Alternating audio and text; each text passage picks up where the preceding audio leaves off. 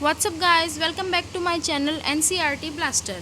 हम लोगों ने लास्ट वीडियो में जो है पढ़ा था, उसके आगे आज कंटिन्यू करते हैं 1.2 diversity in the living world. ठीक है, तो अब सबसे पहले तो डाइवर्सिटी क्या होती है भाई। देखो क्या होता है, हमारे आसपास very large variety of organisms है। ठीक है, if you look around you will see a large variety of living organisms, B it potted plants, insects, birds, your pets और अदर एनिमल्स एंड प्लांट्स। ये सब जो होते हैं हमारे आसपास, प्लांट्स होते हैं, इंसेक्ट्स होते हैं, बर्ड्स होते हैं, हमारे पेट एनिमल्स जो होते हैं वो होते हैं, ह्यूमन बींग्स होते हैं। ये जितने भी लिविंग ऑर्गेनिजम्स, लिविंग क्रिएचर्स आपको दिख रहे हैं ना, ये सारे मिलके बायोडाइवर्सिटी का फॉर्मेशन करते हैं। ठीक है, बायो मतलब लाइफ और डाइवर्सिटी मतलब बहुत ही ज़्यादा डाइवर्स जहाँ पे पॉपुलेशन होता है, तो इसको हम बोलते हैं biodiversity.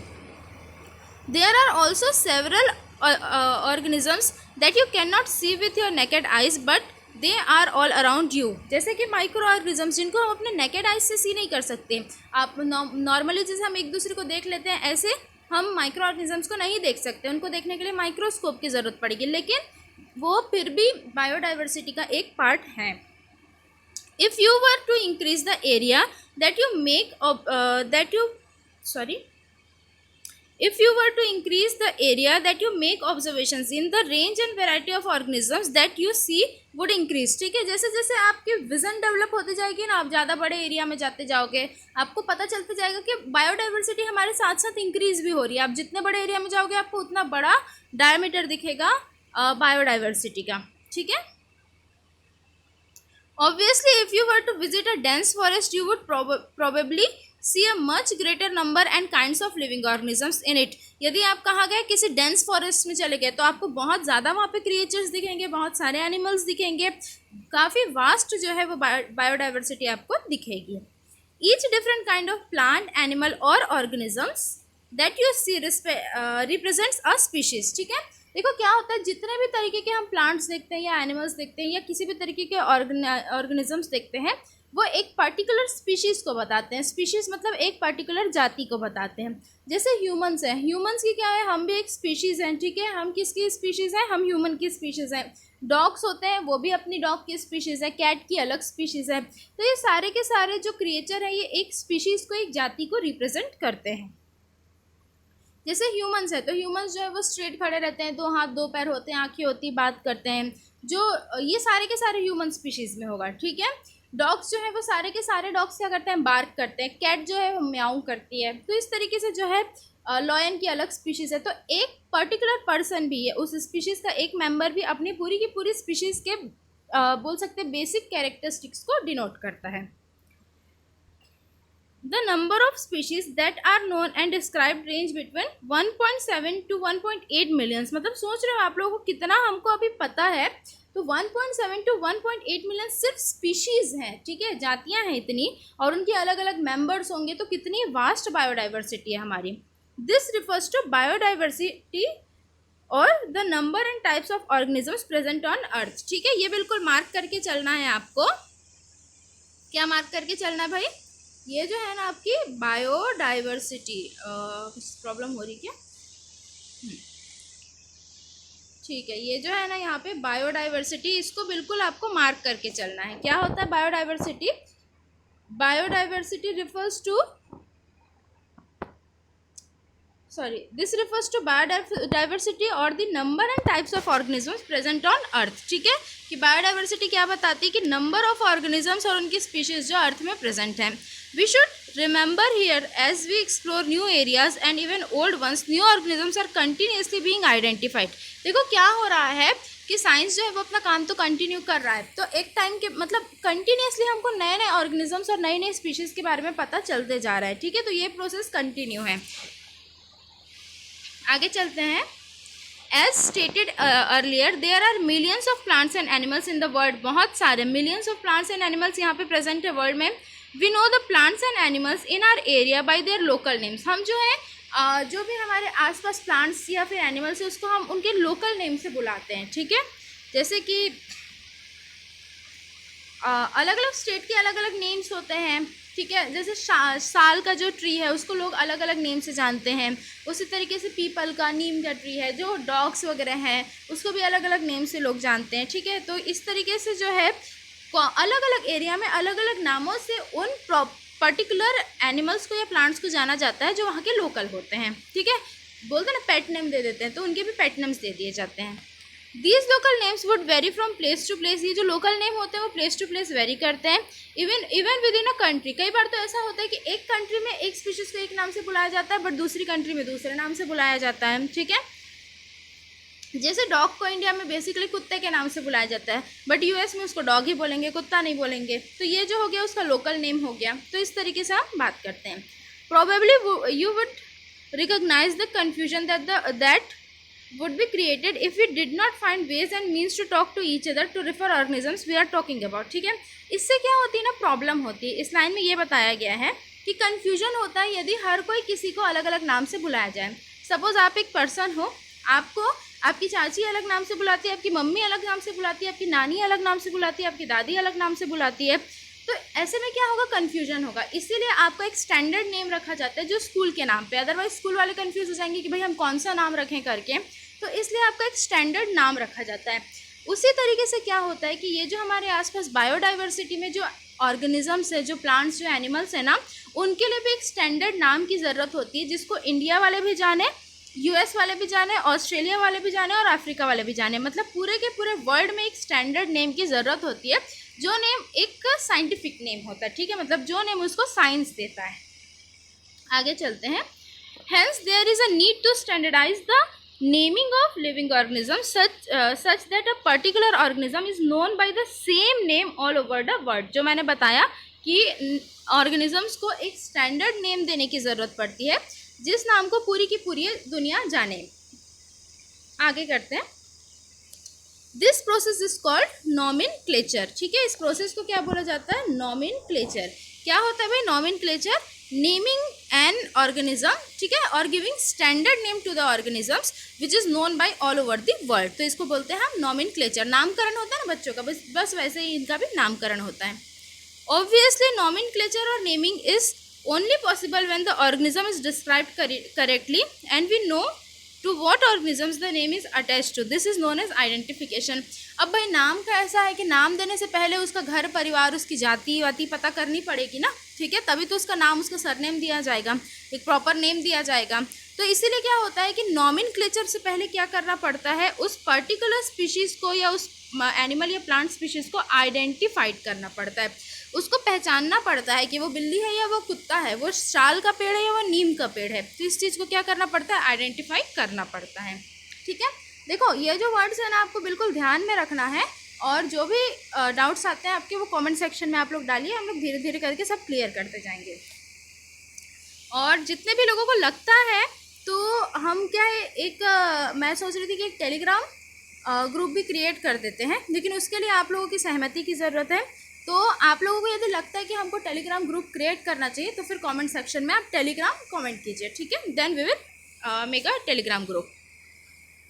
Okay, let's proceed. In order to facilitate this study, the number of scientists have established procedures to assign a scientific name to each organisms, ठीक है। देखो क्या होता है, जो साइंटिस्ट होते हैं ना वो लोग कुछ प्रोसीजर्स करते हैं जिसके थ्रू हम किसी ऑर्गेनिज्म को आइडेंटिफाई करते हैं और उनको एक साइंटिफिक या एक स्टैंडर्ड नेम देते हैं जो पूरे वर्ल्ड में जाना जाता है। This is acceptable to biologist all over the world. और इसको सारे के सारे पूरे वर्ल्ड के बायोलॉजिस्ट क्या करें, एक्सेप्ट करें। ये ना हो कि भाई तुम अलग बोल रहे थे मैं अलग बोल रहा था। तो इसके लिए क्या करना पड़ेगा, पहले तो आइडेंटिफाई करना पड़ेगा, फीचर्स को देखना पड़ेगा, स्टैंडर्ड देखना पड़ेगा। इस तरीके से सभी लोग जब उसको एक्सेप्ट कर पाएंगे तो उसको एक स्टैंडर्ड नेम दिया जाएगा।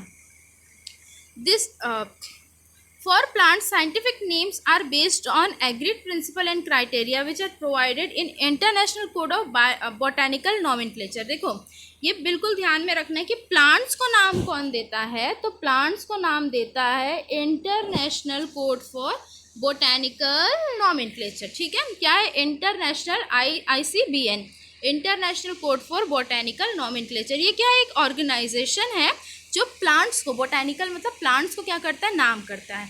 मतलब प्लांट्स के नामकरण के लिए जो पंडितों का ग्रुप होगा ना वो ICBN में होगा, international code for botanical nomenclature. ये प्लांट्स की स्पीशीज़ को आइडेंटिफाइड करने के बाद उनको एक प्रॉपर नेम देता है जो सारे के सारे वर्ल्ड के साइंटिस्ट जिसको एक्सेप्ट करते हैं, ठीक है। सिमिलरली एनिमल्स इसको कैसे नेम दिया जाता है? Animals taxonomist have evolve international code for zoological nomenclature. ये भी देख लेते हैं भाई कि international code for what? Zoological nomenclature. ठीक है, ये देखो international code for zoological nomenclature. तो प्लांट्स को नाम कौन देता है? International code for botanical nomenclature. और एनिमल्स को कौन नाम देता है? International code for zoological nomenclature. ठीक है, the scientific names ensure that each organism has only one name. ये बोलना चाहिए कि मतलब ये जो साइंटिफिक नेम्स है ये बताते हैं कि एक ऑर्गेनिज्म का सिर्फ और सिर्फ एक ही नाम होगा। Description of any organism should enable the people in any part of world to arrive at a same name. ठीक है, देखो क्या होता है इसमें, ऐसा होना चाहिए कि पूरी दुनिया में कहीं भी उस एक पर्टिकुलर चीज़ के बारे में, एक एनिमल या एक प्लांट के बारे में बात करें तो सभी को उसका एक स्टैंडर्ड नेम पता होना चाहिए, तभी तो उसको नाम देने का कोई वैल्यू है। ठीक है, तो इसीलिए नाम भी दिया जाता है। They ensure that such a name has not been use for any other known organism. और ये चीज़ इंश्योर करना ज़रूरी है कि जो नाम हम किसी नई स्पीशीज़ को दे रहे हैं वो पहले से किसी स्पीशीज़ के पास ना हो। मतलब हर तरीके के स्पीशीज़ के नाम जो है वो अलग अलग होने चाहिए। ठीक है, बिल्कुल ध्यान में रखना है कि सबके नाम अलग अलग होने चाहिए। ठीक है, बिल्कुल ये सबका बायोमेट्रिक होता है कि सबका नाम अलग अलग होना चाहिए। आगे चलते हैं। Biologist follow universally accepted principles to provide scientific names to name known organisms। ठीक है, तो बायोलॉजिस्ट क्या करते हैं कि कुछ प्रिंसिपल्स यूज़ करते हैं जिससे वो अलग अलग प्लांट्स को और अलग अलग एनिमल्स की स्पीशीज़ को एक पर्टिकुलर नाम दे सके। Each name has two components. ठीक है, ये बहुत इंपॉर्टेंट है। फिर से, each name has two components. कितने कंपोनेंट्स होते हैं? सारे के सारे नामों के दो कंपोनेंट्स होते हैं। ठीक है, क्या क्या होता है? इनके जो कंपोनेंट्स होते हैं वो होते हैं आपके ठीक है, वेट अ मिनट। ये जो होता है ना, टू कंपोनेंट्स होते हैं। एक होता है जेनेरिक नेम और एक होता है स्पेसिफिक एपिथेट। ठीक है, एक क्या होता है? जेनेरिक नेम और एक होता है स्पेसिफिक एपिथेट। जैसे आपके नाम होता है ना, आपका एक मेन नेम होता है, फर्स्ट नेम होता है, एक होता है आपका सरनेम होता है। ठीक है, जैसे सपोज किसी का नाम है पूजा तो उसका सरनेम है शर्मा, तो उसका टोटल नाम क्या हुआ? पूजा शर्मा। ठीक है, किसी का नाम है राहुल, उसका सरनेम है दुबे, तो उसका क्या नाम हुआ? पूरा राहुल दुबे। तो इस तरीके से जो है कि अपन बोल सकते हैं कि दो नेम, मतलब कि दो वर्ड्स में इनकी नेमिंग की जाती है। एक होता है जेनेरिक नेम एंड एक होता है स्पेसिफिक नेम। ठीक है, और this system of providing name with two components is called binomial nomenclature. ठीक है, ये जो दो होता है ना, नाम और सरनेम के साथ जो नाम प्रोवाइड करते हैं किसी भी इंडिविजुअल को, किसी भी प्लांट या एनिमल की स्पीशीज़ को, इसको बोला जाता है, क्या बोला जाता है इसको? Binomial nomenclature. बाई का मतलब होता है टू। ठीक है, बाई का क्या मतलब होता है? टू।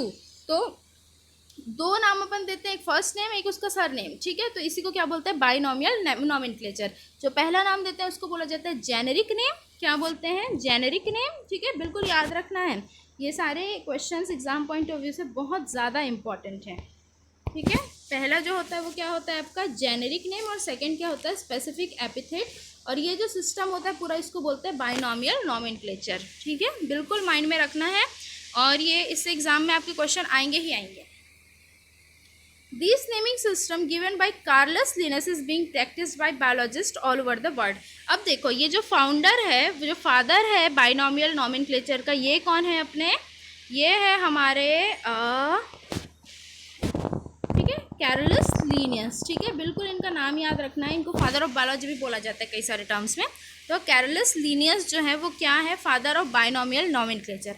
मतलब ये जो नाम, दो तरीके के नाम रखने का, दो वर्ड्स में नाम रखने का जो सिस्टम है ना बायोडाइवर्सिटी का, वो किसने दिया था? कार्लस लीनियस ने दिया था। या बोल सकते हैं बाइनॉमियल जो नॉमेनक्लेचर का सिस्टम है वो कार्लस लीनियस ने ही हमको दिया था। This naming system used a two word format was found convenient. तो ये जो था ये सभी को कन्वीनियंट लगा था, ईजी लगा था। Let us take the example of mango to understand the way of providing scientific names better.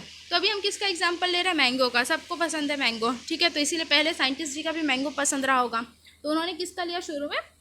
Mango से ही शुरू किया। ठीक है, तो देखो the scientific name of mango, ठीक है, the scientific name of what? Mango is written as Mangifera indica. क्या लिखा हुआ है? मैं मार्क कर देती हूँ, ये एक सेकेंड, अरे भाई क्या प्रॉब्लम हो रही है।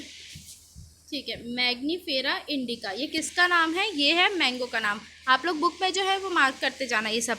मैग्नीफेरा इंडिका, ठीक है, दो नाम लग रहा है, मैग्नीफेरा नाम लग रहा है, इंडिका क्या लग रहा है? सरनेम लग रहा है।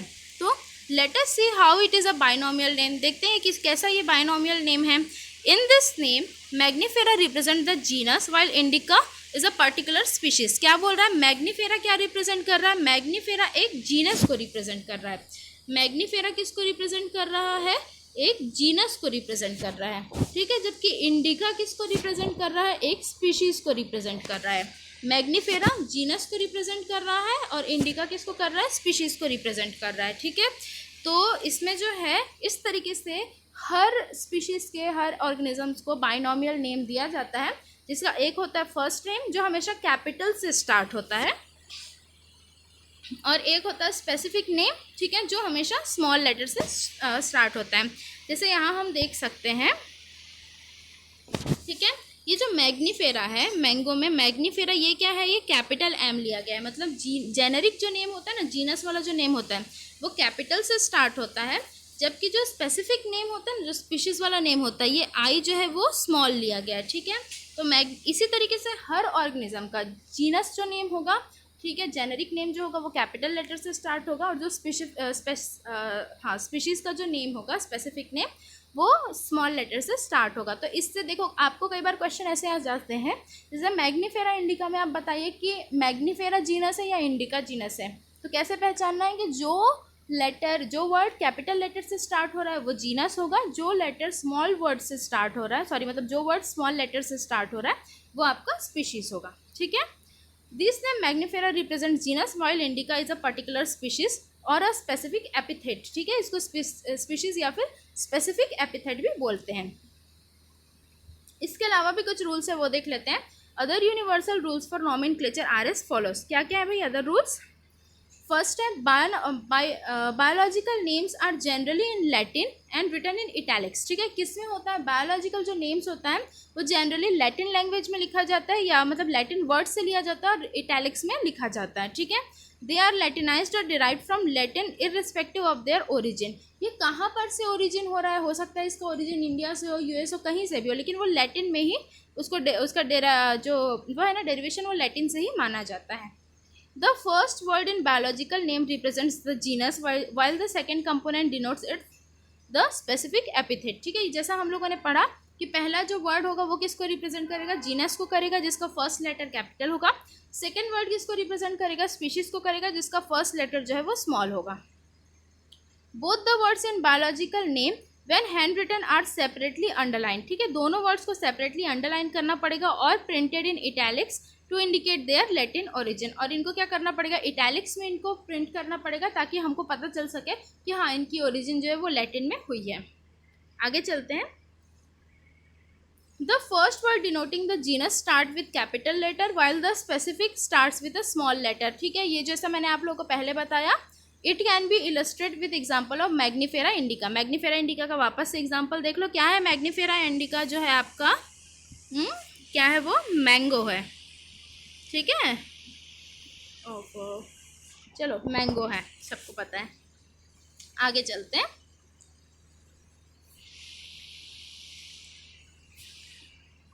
Name of the author appears after specific epithet that is the end of the biological name and is written and abbreviated from example Magnifera indica Lin, ठीक है। देखो क्या हो रहा है, एक नई चीज़ है जो बहुत इम्पॉर्टेंट भी है, ध्यान देना, ठीक सब।